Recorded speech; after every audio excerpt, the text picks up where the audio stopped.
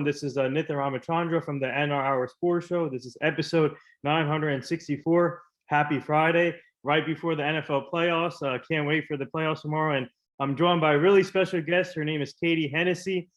She used to work for Disney Studios, which we'll get to. And now she is a ESPN talent producer. Man, what an unbelievable job she's doing right now. And she's such an inspiration in the sports industry. And obviously, women in sports is a big topic still that we discuss all the time in sports. So I'm happy to have Katie Hennessey on the show today. We are live on iHeartRadio, Spreaker, and Anchor, Spotify too, all the other podcast platforms. So fans, please tune in. This is really special. And Katie, I just want to say thank you for joining the show. How are you and your family doing today? My God, thank you for having me. This is awesome. I just watched one of your last episodes with Pat Mahomes' dad, and that's a great get. You have a great platform here you're building, and I'm good. I'm excited to talk to you and learn more about you and what you do. And this is great. Thanks for having me. Anytime, Katie. But I'm really looking forward to learning more about your story, and tell our fans, tell a little bit about yourselves. Yourself when you grew up. Did you play any sports growing up? When did you get interested, especially in the sports industry, also Disney Studios? But before we get to that, just tell about your childhood growing up.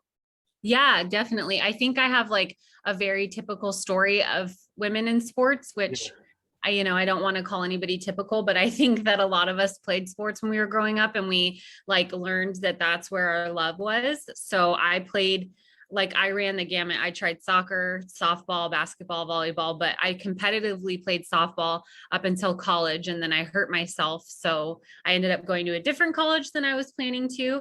But yeah, I always tried to find a way to like sit with my dad and learn more about the sports and whatnot. I'm still trying to get the hang of certain ones, but love football, love the MLB, love basketball, obviously a Laker fan, all the Kobe stuff behind me. So yeah, definitely since childhood, but women's sports are a lot different now. Like I remember playing softball, I had to go buy like boys football cleats, and now like women in sports, it's grown so much, which is great. But also like the product availability for women is definitely a lot better than when I was playing, however many years ago that was. Wow, men's cleats, huh?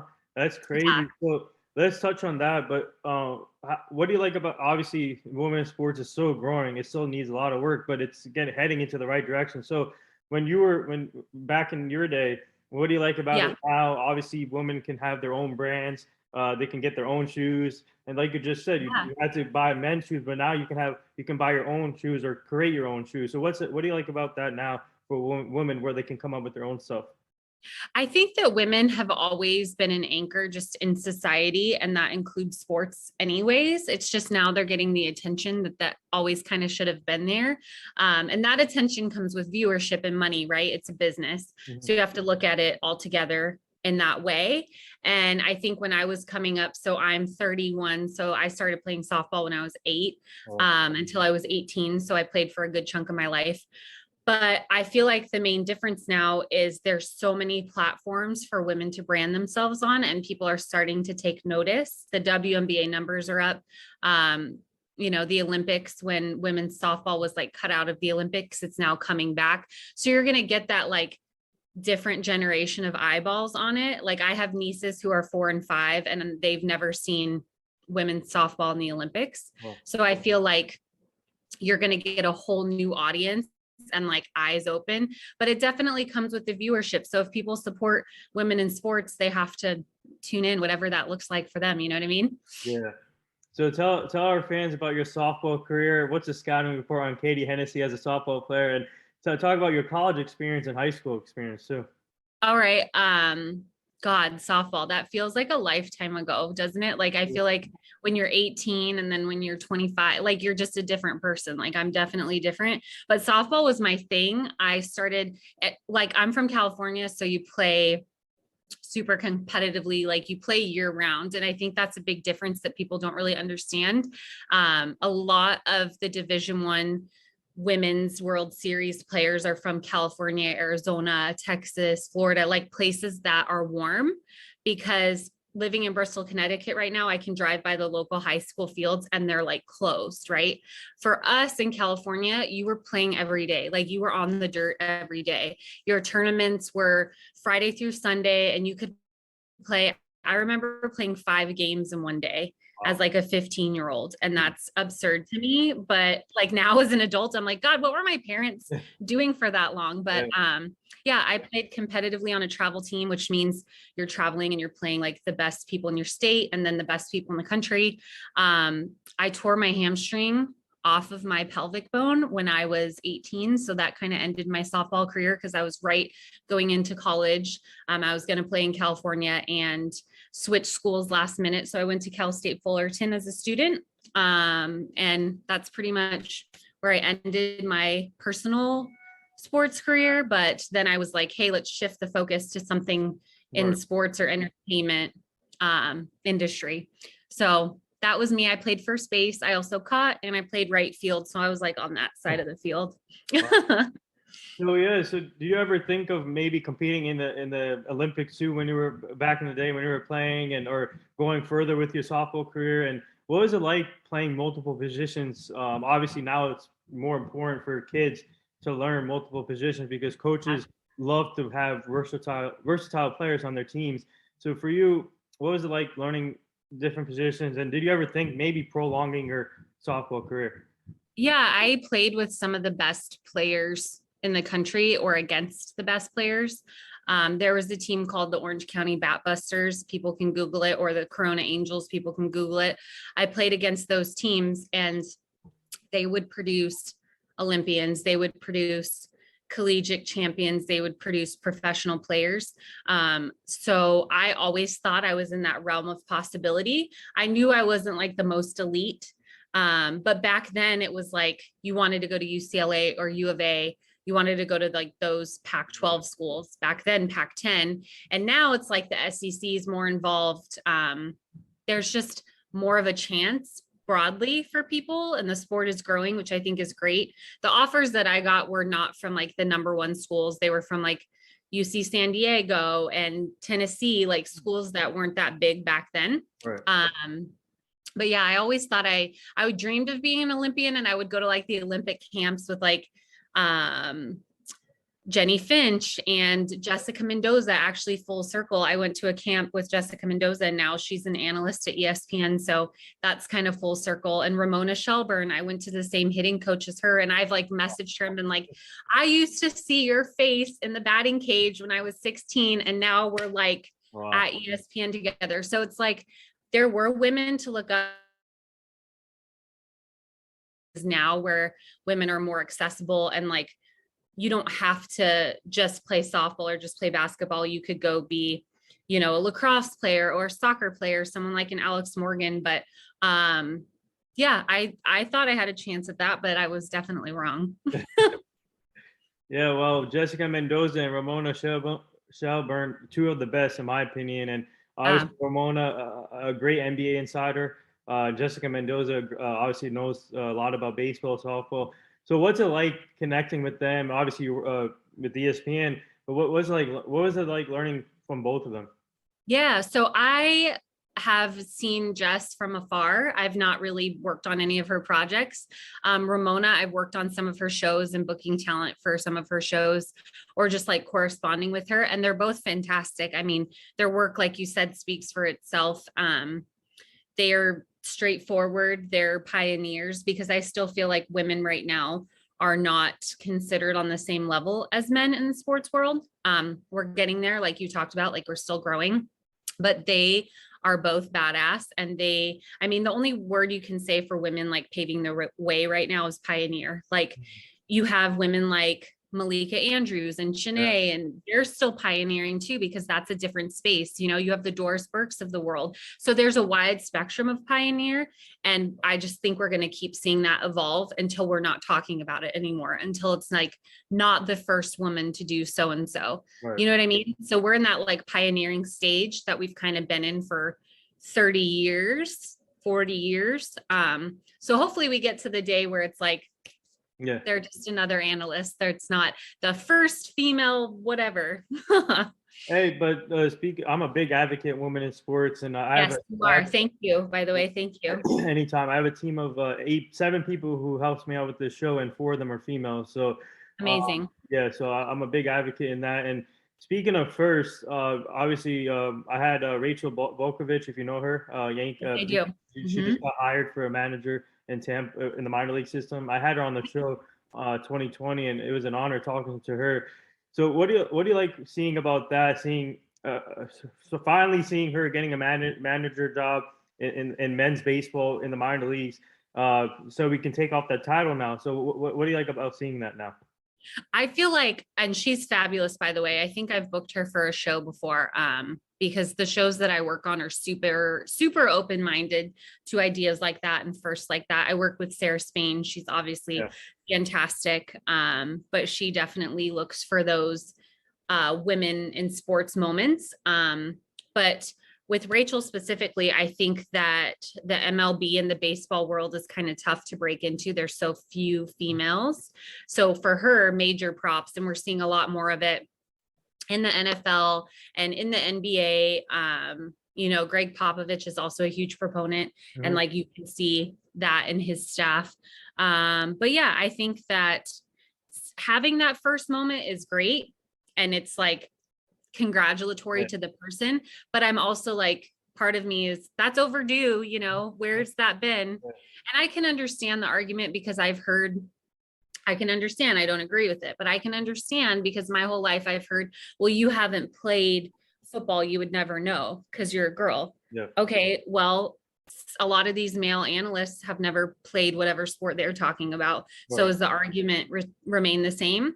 So I just think in spaces like in our local space, the way that you said, hey, a good chunk, majority of my staff is female. I think it just needs to be integrated at every level. And then it doesn't become like this abnormal conversation or this first or this news story, because it's just normal. You look around the newsroom or wherever you're at and you're like, oh, it's all girls, or it's half and half. It looks like the world that's outside the doors, Yeah.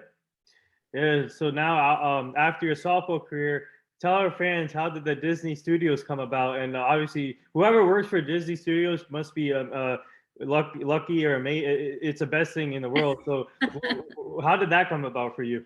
God, you're so nice. That's very high compliment. So I went to Cal State Fullerton, like I said. One of my dear friends, my best friend, her dad's name was Dan Walters. He actually passed away last year, but he told me I would pick Cal State Fullerton over the other schools you got accepted into because you're near Los Angeles. You're going to get those internship opportunities. So I interned my ass off, and these were the days of no pay, no nothing, no gas, no anything. So I did it for free. And I feel like you have to have those moments where you can learn and make mistakes, and you can ask questions, and you can figure out like what you like in a leader, what you don't like, how you would want to be, what you're into. So I did all of the internships. I interned at MTV, NBC, KCAL. So I did kind of like the Studio City tour, I guess you could say. And I worked at Nike as well because I always thought, hey, I'm interested in sports, and sports isn't just media. It's not just ESPN. Like there's sports opportunities everywhere. Most platforms now are sports inclusive. There's a lot of brand identity in sports. So then I went from there. I worked at ESPN right out of college.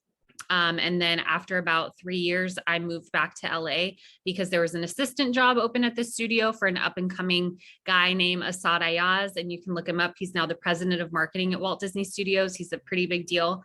So he gave me a shot, and I worked my way up at the studio. And by the time I left, I was a senior publicist.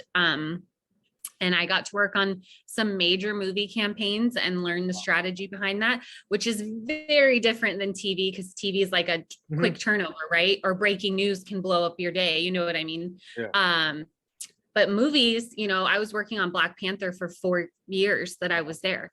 So, and it's not just like, people think it's like when the movie opens, but you have to do like the pre-production, the on-set press, the like hot stuff that's 3 months before. And then if your film does well, you're going to have an awards campaign. And all of a sudden the movie you were working on 6 months ago is back in front of your face. Right. So it's definitely a different beast than sports. Wow. Man, whoever Black Panther movie is really inspiration, and obviously rest in peace, Chadwick Boseman, just devastating. And whoever didn't see that movie better watch it, because you got to pay attention in order to listen. I mean, to get the movie, you got to pay attention. But for you, over the years at Disney, how grateful are you for them to give you the chance to work on movies? And a lot of, obviously, is a kids thing, and it's a kids market, obviously. Yeah. So a lot of kids. So what was it like for you, the experience there, and especially working on the Black Panther movie? Oh God, Black Panther. And yeah, Chad was a phenomenal human, and he was a professional all the time. I was around him a couple times and I would never be like, oh, I know him, but I had worked with him a couple times, and just an incredible person. And, you know, it's tragic what happened to him. But that movie was definitely special because you could just feel the momentum behind it, and you could feel that it was different and that people were looking for something that was different. And it was like finally inclusive. You know what I mean? It was that movie that to me was a career highlight, because across the board, people loved that movie. You know what I mean? It like made people go to the movie theaters. It was an event. It was not just I'm seeing a movie. It was like the whole thing became an event. So I was super grateful for my time there. I had great bosses, Assad that I mentioned, Samantha Rosenberg, who now runs Disney Plus marketing. And then my last boss was Michelle Sewell, and she's the head of all of publicity for the whole world for Walt Disney Studios. So she is a genius because she has to strategize in different countries. And make sure that, you know, the talent's getting what they need and going where they need to go. So I learned a lot there about how to manage resources and how to work with a huge brand and how to work with individual talent brands and how to make that kind of make sense together. But yeah, a kid's dream, right? A kid's dream, Disney. When I was a kid, I used to go there a lot. Did you? Yeah. Did you Disneyland or Disney World? Which one? Both. Both. I've never been to Disney World. I've only been to Disneyland. I need to go. You gotta go to Disney World. I heard that it's better. I heard that it's a little bit better. Yeah, but now I don't have time, obviously. But when I was a kid, we used to go there all the time. And speaking of the growth of Disney Studios and Disney World and Disneyland, now you see different countries building their own Disney. So what do you like about that, and the map part of it, and seeing other countries or places building something for kids so they can look forward to when they go? Yeah, absolutely. Again, I use the word overdue. I feel like that's overdue, but obviously it's a business decision and it's things that take time. Like it's not just opening a building. You know, people might think it feels like a restaurant, and even a restaurant takes a lot of work, but these are like massive. You're basically like building a city, right? And I think, you know, Shanghai, I've heard phenomenal things about. I've never been to any of the international ones. I've only ever been to Disneyland. But Paris, like I've heard fantastic things about. So I think that it's great that it's becoming accessible in other parts of the world, and it has been. And I know Shanghai was one of Bob Iger's like crowning achievements. And we actually had a Pirates of the Caribbean premiere there that I helped with from a distance. So everything was very methodical, and it's really an honor to have those, you know, entities available to have premieres or to have events or to have talent attend. Like everybody just feels special when you're at a Disney property. So yeah, I think accessibility is important in any part of life in any country. It's how people live a more fulfilled life. And if you have accessibility to something that is fun and like a positive experience, then, you know, why not? I think that it's great that it's growing, and the more that it can grow, the better. Yeah, so tell our fans, what's it like learning these personalities from these different cast members that are involved in the movies, and just getting to know them off the camera or whenever they put the scenes there. So what's it like learning these cast members' personalities? Yeah, so I love that you said cast members. So in the know with the Disney verb, I think, well, it just depends on like what slice of work that I've done. So like if you're talking about movies, like learning the actors or actresses in a Marvel movie, like it's going to be a different strategy behind that. But then you're also dealing with such immensely different personalities than someone in a Star Wars movie or someone who's in an animated film, or if it's a kid's first, like I remember Storm Reed for A Wrinkle in Time, it was like her first big thing. And so the strategy behind putting her out there is a lot different than the people who are in that film, like Oprah and Reese Witherspoon and Mindy Kaling. You know what I mean? Like it's totally different to have someone's career, you're helping form it. And now she's like in Euphoria with Zendaya. So it's like, she's doing pretty damn good because she's great. Like her work speaks for herself. But I think it's interesting that what we need and what they need, it's like a give and take. You know what I mean? Like people are going to recognize Chris Evans. He's Captain America, right? Yeah. But you might have somebody who's like, I don't know, like a Gugu Mbatha Raw who's in Beauty and the Beast. It's going to be different, and it's going to be strategizing around that person and their brand as well. So I think that that's sorry, that was my message going off. I think that that's one of the fun parts of what I did, and then transitioning into sports, like the personalities are even more different as athletes or as like an ESPN on camera talent. Yeah. So speaking of Disney movies, obviously Space Jam, part of a cartoon thing. And so what are your thoughts on that? Did you watch the new one with LeBron in it? Honestly, I didn't. And I probably should. That sounds terrible that I didn't, but it wasn't one of our movies. So to me, it was like not top of mind. I saw a lot of the behind the scenes, like stills and photos and people's movies once it came, not movies, like behind the scenes video once they came out. And I thought it looked great. Like that's hard to do. It's very easy as a consumer to sit there and criticize like CGI or criticize how things look. Like I know there was a lot of criticism on how Eternals looked, but I think that that's, people don't understand like how hard that is. And like, we've just gotten so good at it from a particularly Disney standpoint with Marvel and Star Wars that like, you just expect it. So I think when it looks a little bit offbeat, or like there's scenes or sequences or even just shots that look different, people are like quick to judge that. But I think, you know, as a Laker fan, I was disappointed that we didn't repeat. So I like to blame Space Jam for that, because maybe his time was too focused on Space Jam. But I mean, I think it looked great. The red carpet looked great. I love movies that are about sports. A League of Their Own is my favorite sports movie, probably one of my favorite movies. Obviously, women playing baseball. But yeah, a lot of credit to him. But I didn't see it. Sorry. No, that's okay. You're good. Yeah. So you mentioned before that you worked at ESPN. I mean, you've been with ESPN when you went to college. Yeah. So obviously now you're a full-time ESPN talent producer, but do you plan on maybe down near the future, do you plan on maybe continuing to work with movies, or are you just focused on ESPN right now? I'm definitely focused on ESPN right now, but I think it's very interesting. That's a good question. You're asking some damn good questions. Good for you. I think that a lot of media is blending, right?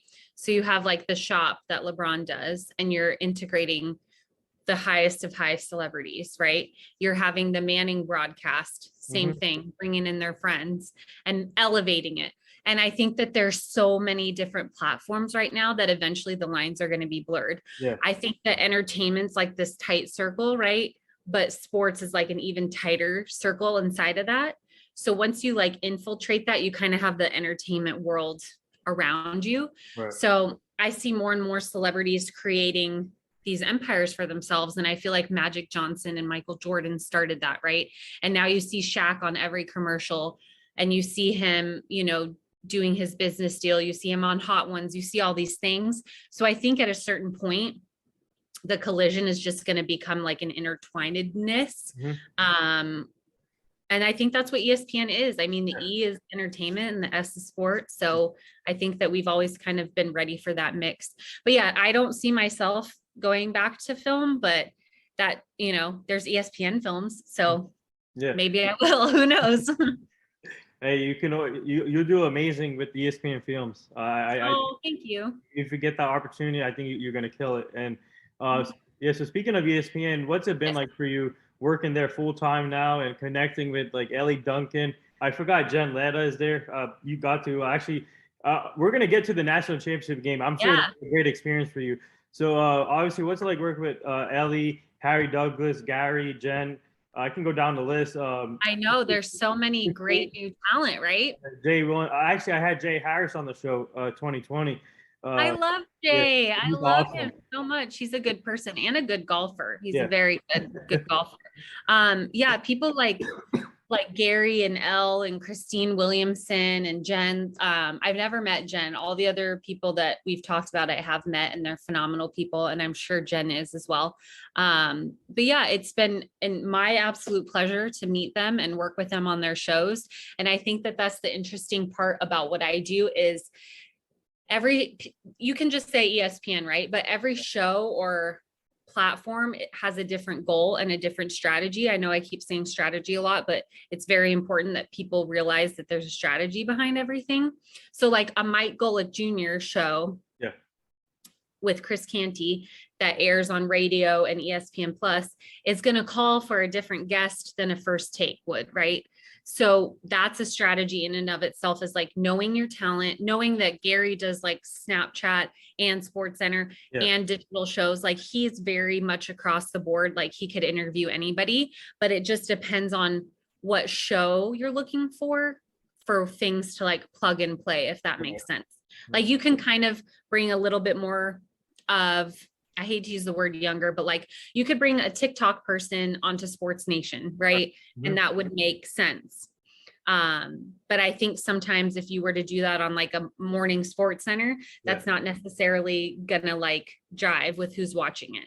And that's fine because every show has their priorities. Sports Center to me, and I don't know you as a consumer, like Sports Center equals news. Like I'm there to hear news, right? Mhm. For the most part. But if I'm watching Sports Nation, like it's funny, it's fun, like, and not that Sports Center isn't fun, but this is more like lighthearted, if that makes sense. So I think that it's interesting what my team does in being able to place people not only just to book for booking's sake, but to like strategically Right. integrate things that make sense. Like the host of Hot Ones, Sean Evans, this is a perfect example. Mike Golick Jr., we know that he like just saw him at the Duke's Mayo Bowl. He'll try crazy food. Yes. I was like, Sean would be great because we're talking about eating crazy hot wings up and down the little table he's got there. And I'm like, he would be great with Mike. So like ideas like that, where you're not necessarily like, what's the sports hook there? Well, Sean likes Illinois teams, so that's really it. But mostly we're going to talk about his show and like how he gets such a good interview every time. So that's kind of what's exciting about my job, I think. Oh, that's awesome. Yeah, we also had Mike Golick Jr. and Chris Canty on the show too. We had Oh my God, you've booked you need to take my job. You're booking all these people. If anybody from ESPN watches this, you need to come on his show. This is amazing. We just need to like go down the list.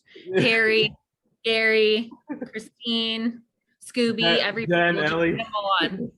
Yeah, and Elle too. Yeah, totally. She was hilarious at the national championship game because she is like petty and gonna tell you about it. And I love that for her, because if I hadn't won for 41 years, I would be exactly the same way. But I'm a spoiled Laker Dodger fan. So to me, I'm like, oh yeah, we won. But I need to not take it for granted, because at any second it could be 41 years later, right? Is ESPN hiring? They have to take me in now. Yeah, no, they do have to take you in. Yes. You next talent producer opening, this man needs to come and work with us because he's booking everybody. Yeah. So speaking of the national championships game, obviously it was a great game and Georgia kicked it up in the second half, but just tell our fans about the experience, just being there, experience the atmosphere in Lucas Oil Stadium, and just, it must have been a crazy atmosphere for you. Yeah, it was cold outside. I'll start with that. I've actually never traveled for ESPN because in my first job here, when I was like 21, 22, like I worked overnights in production and that did not call for traveling, obviously. And then with COVID, I started this job in April of 2020. So, traveling's like a no-go. So this was my first ESPN traveling event. And so it was like learning a lot about the vibe of an ESPN event, the vibe of a game rather than like a movie premiere, which is what I've been used to. And I've never met like 90% of the people I work with in person ever, because I started in April of 2020 and like we haven't been in person. So it's just been like this kind of interfacing, which I think, not to go off on a tangent, I think that's another communication skill that we can all add to our resume, because to be able to translate like this and like get across to people, that's huge. That's a big deal. Like that's something you have to learn, and something that I think we're going to have to continue doing for a little bit, excuse me. So, championship game was great. Got to meet the talent that I've been booking for, got to meet producers who I've never met. So ahead of time, I try to book people in advance, seeing who's there, reaching out, finding out like who's on the field, who's in a suite, who's interested in doing stuff and who's not, and then kind of going with that game plan. And then when you arrive, it's like finalizing all that stuff, seeing what other shows might need, seeing what sports center that might need like live reaction from the game, being in touch with each school's SID to see what's possible the next day or the next week, depending on if they win or not. So yeah, a lot of preparation, a lot of like research. And it's a lot of what you do. It's like reaching out and just making a relationship with someone and creating that contact and then like nurturing it. Right. So yeah, it was great. I booked like a Jeff Foxworthy for Marty and McGee, which that makes sense, right? Because they do a segment called Hillbilly Headlines, and he's like the perfect voice for that. So that was great. And then I booked Quavo for Quavo, for Countdown to Game Day, which for that show was called Countdown to National Championship. And I just felt like that was a perfect fit for him, because it's a digital social audience. It's widespread. It's across ESPN platforms. And the hosts are like fun and young, not to be ageist, but like that's a fun and young guest, and he's going to be into that and they're going to be into it. So those were like two of the key opportunities. And then it's just like alumni and people like that for other shows. So our shows that day of the game started from like 8 a.m. until after the game.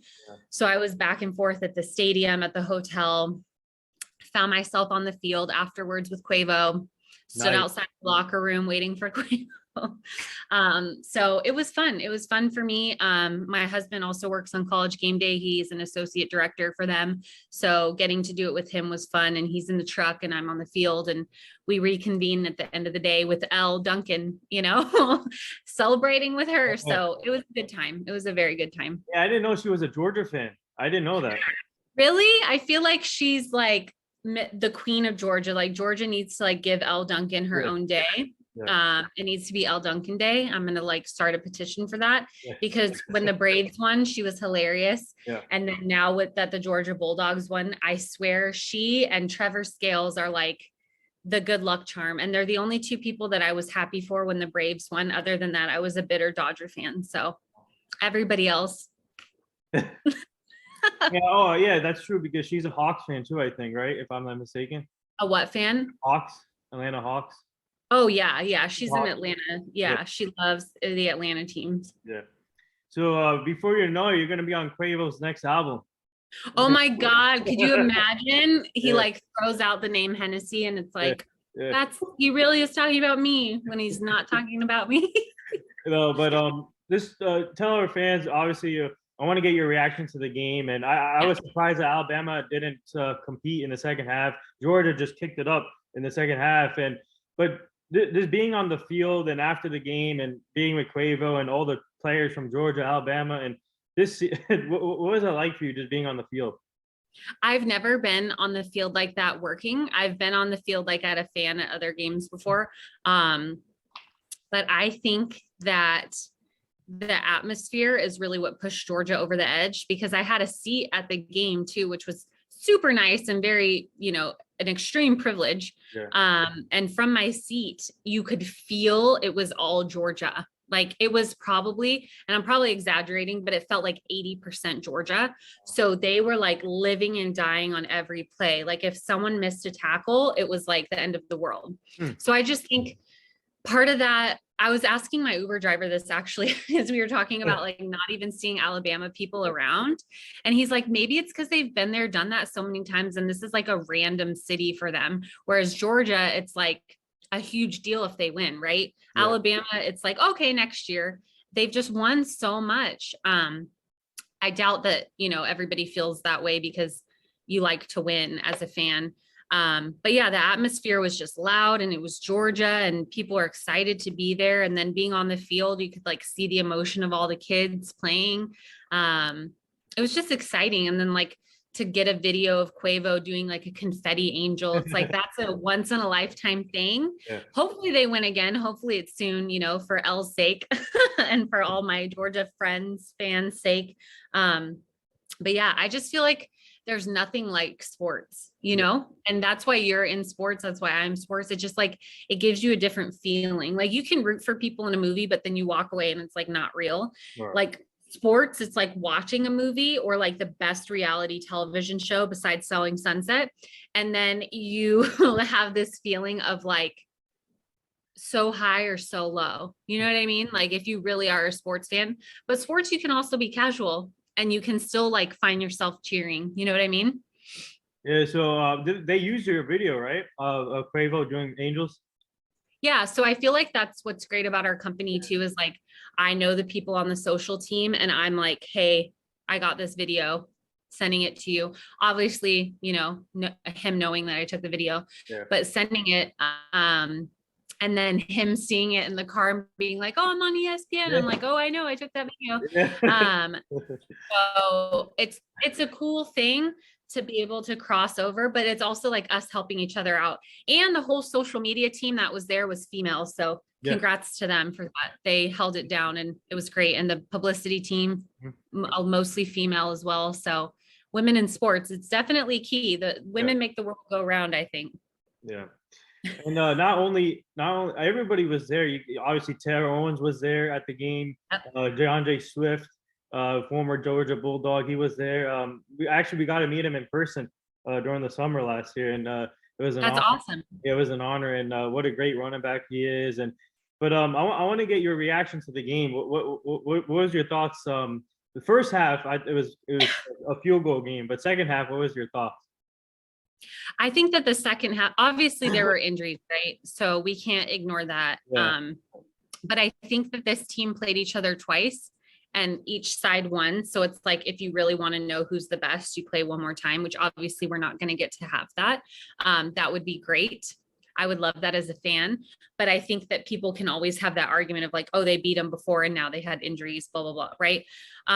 Second half. So I was in the green room watching part of it with David Pollock. And it's like, so interesting to hear the analysis, but I think, the injuries, obviously momentum swing. And then I think they just woke up, you know what I mean? Like, I think I hate to like speak to their state of mind because I'm not a football player, but I feel like something just clicked at halftime and it was like energy, right? Yeah. Like it just was a comeback. Like it's now or never. I don't know. All the things I'm saying sound very cliche, but it was the kind of like game that is a classic or like that a movie would be made out of, because the first half was so like wah. And then the second half, it was just like, boom. Right. So I don't know. I think that was just everybody's energy, the people in the stadium, the people on the team. You had all those celebrities that you mentioned. And I don't feel like a lot of them were there for Alabama. Like Luke Bryan was there, Georgia fan. I feel like it was just a lot of Georgia heaviness and it carried them through. And they were great all season long. Like we're not talking about a team that got lucky to be there. This team was great all season long. So I think they deserved it. I think if it was Michigan or Cincinnati, it would have been a very different game. Yeah, for sure. What are your thoughts on the cigar trend now? Joe Burrow started this cigar trend in college when the LSU won the championship. And what are your thoughts on now the Georgia quarterback getting on the cigar trend? I love it. If they want to do it, go for it. You know what I mean? But I love originality. Yeah. So Joe Burrow doing it. I'm sure other people did it before Joe Burrow, but like we all can see the video in our mind, right? Like the LSU production team that put together all those videos, amazing. But yeah, being around it, it's like, it's a lot, but it's great. Good for them. And I heard a lot of the Georgia players too. Are you on TikTok? Yes. Yep. Okay. You know that like video that's like the Joe Byron, like the Oh sad yeah. guys. Yeah. When they say, you see these dogs. So all the guys started to say that, and it was hilarious because it's like, that was their own thing, right? Like they took something that's like culturally relevant and they made it specific to them. And they were all like holding up their papers saying it. And I was like, that right there, that's cooler to me than the cigar thing. Cause that's their thing, you know? You have TikTok? I do have TikTok. I'm on TikTok. I'm going to follow you after this. I'm going to follow you too. I love it. I'm following you on Twitter and Instagram. So now I'll follow you on TikTok, and everybody should go follow him. He's got some great content. What did you say? This is episode 964. You're crazy. That's phenomenal. How do you keep doing that? That's great. It's a lot of hard work, but this is what I'm passionate about.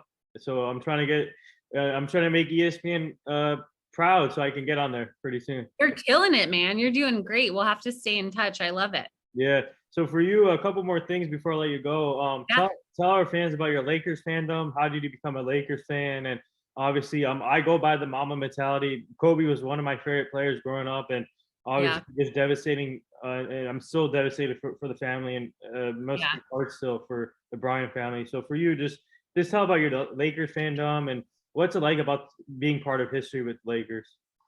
I was born in California, so I feel like you're kind of born into it, and like you pick your path. Like you're a Laker Dodger fan or you're a Clipper Angel fan, and I was not a Clipper Angel fan. But my dad was like, I don't know, I like tried to bond with my dad, and that was his team, like the Showtime Lakers, and like his dad was a Brooklyn Dodger fan, so like it just, you know, was handed down, I guess.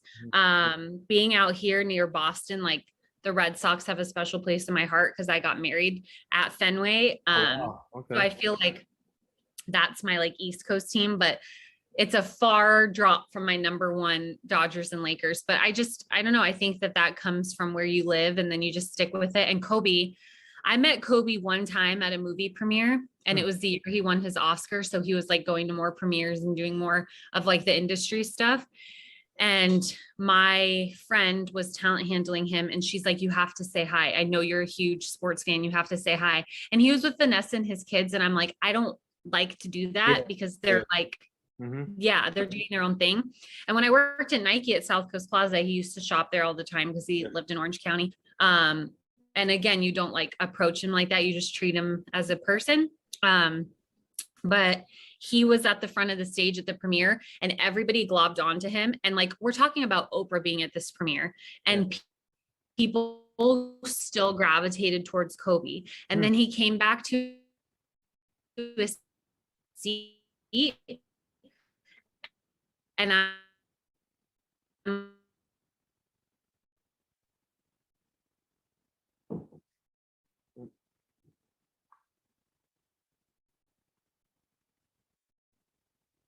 a mentality. It lives true in every aspect.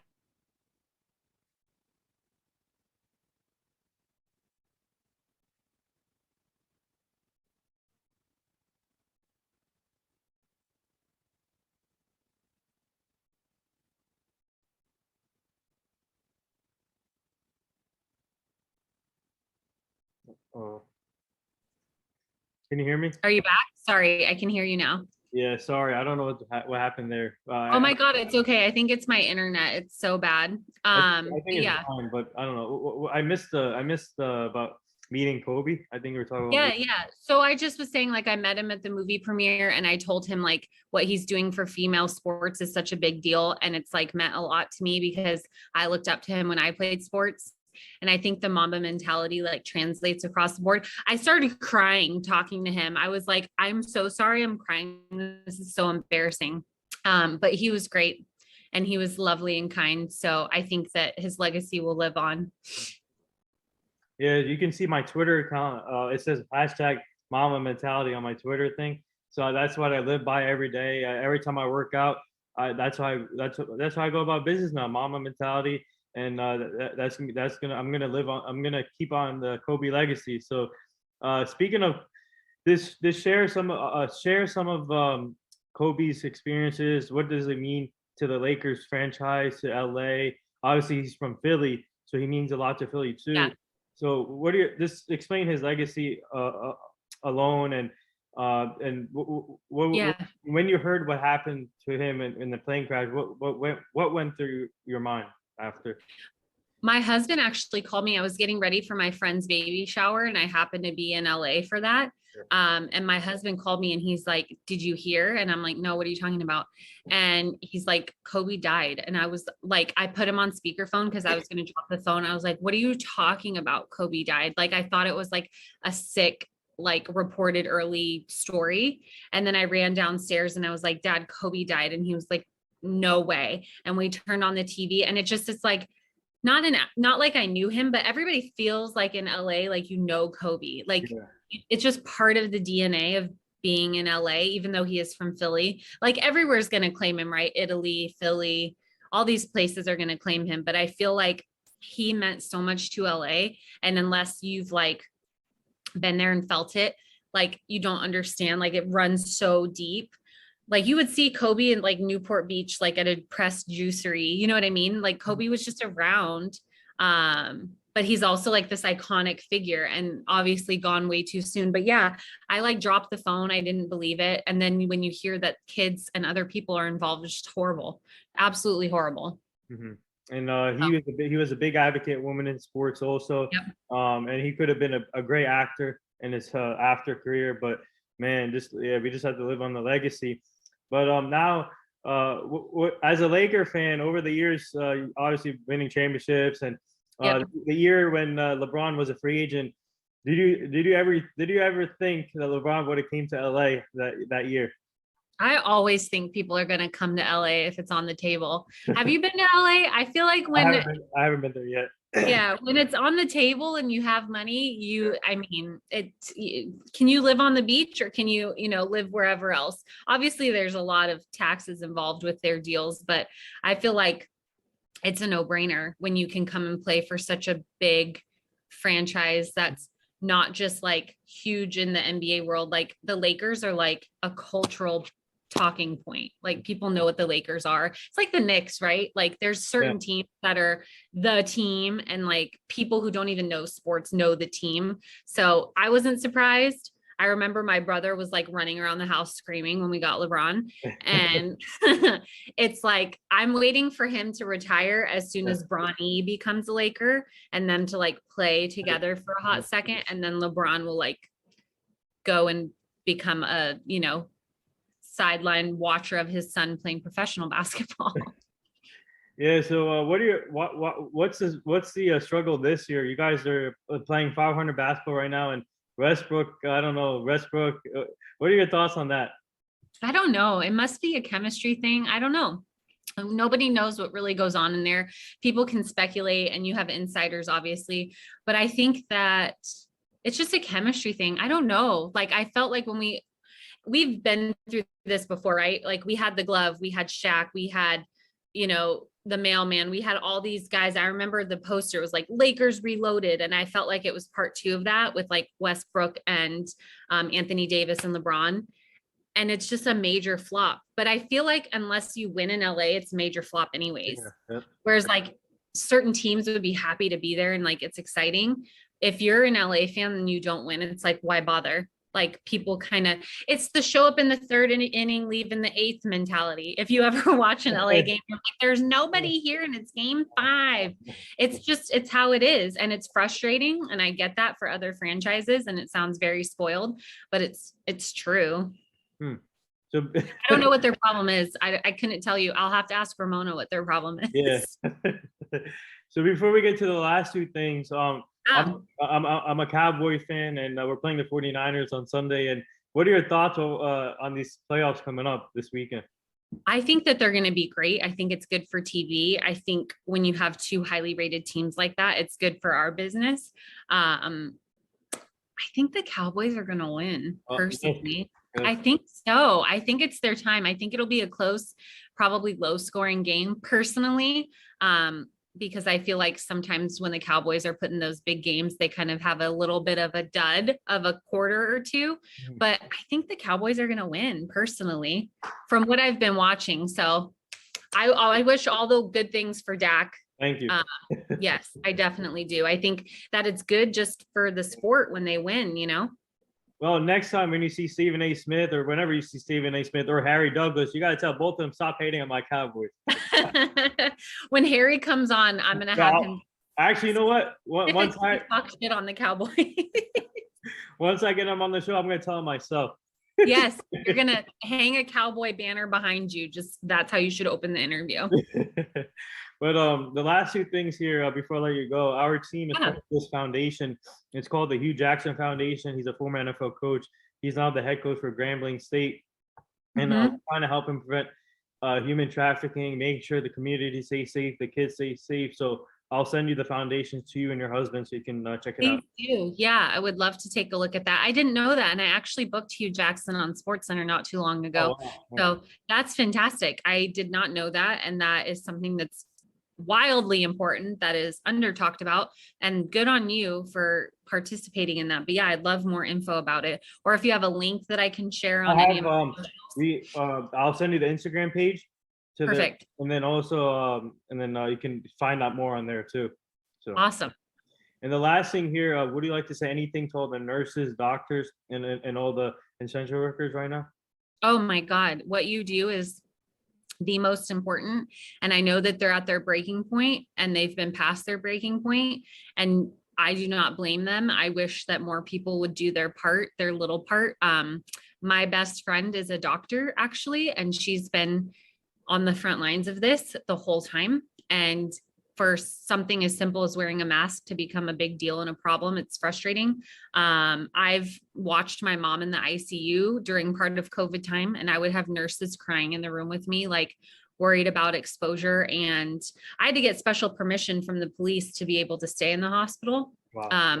Because I was basically saying, like, I know what I'm risking by being here and being around it. And it's what they do. And even obviously, like being a doctor and a nurse and being in a hospital is incredibly important, and it's so beyond words. But the people who are still working drive-throughs and Starbucks and things that we take for granted, those people too, like what you're doing is important. And I hope that we get to the point in this country where that work that was considered essential and now is considered non-skilled, I hope that it goes back towards being essential and that they're paid appropriately, because I think that's a huge problem. And if we're not learning the lesson now, like when are we ever going to learn the lesson? So hopefully people will come around, but especially thank you to the doctors, nurses, respiratory therapists, physical therapists, everybody that makes a hospital go round. It's incredible what they do. Yeah, so tell your friend we said thank you for her service too. I will. I appreciate that. She'll appreciate that too. Yeah, and how's your mom now? My mom is doing well now. She actually has been in the hospital twice for a total of like a year of her life. And then my sister actually recently passed away from cancer, so I was in the hospital with her. But you know, even in death, these people are being considerate and taking care of their patients, and it's a beautiful thing what they do. So I really, really appreciate it in all instances, you know, whatever the outcome is. So I'm glad that you mentioned that. Thank you for saying that. Sorry for your loss. Thank you. I appreciate it. I appreciate it. Well, we're going to dedicate the show to your sister then. So thank you. That's so nice. I really appreciate it. She would have loved to watch this. She would love to listen to you. She'd think you're so good. So I just want to say thank you for joining the show. This wraps up episode 964 with the talented Katie Hennessey, former Disney host producer, Disney Studios producer, now working for ESPN, talent producer, and truly an honor to have her on the show. Former softball player back in her day, but doing big things right now for ESPN, and it's truly inspiration. Go follow her on all social media formats, on Twitter, Instagram, on TikTok. Would you like to plug anything before we go? I want to plug you. You're phenomenal. I think you're great, and you got to come join us in Bristol. So I'm going to plug the hell out of you. Everybody should keep listening to you. You're great, and keep doing your thing. It's not easy what you're doing. So good job. Yeah, we would like to have you back on the show at some point down the line so you can meet the full team, but keep up the great work. we'll stay connected and stay safe. Thank you. You too. I really appreciate it. Anytime.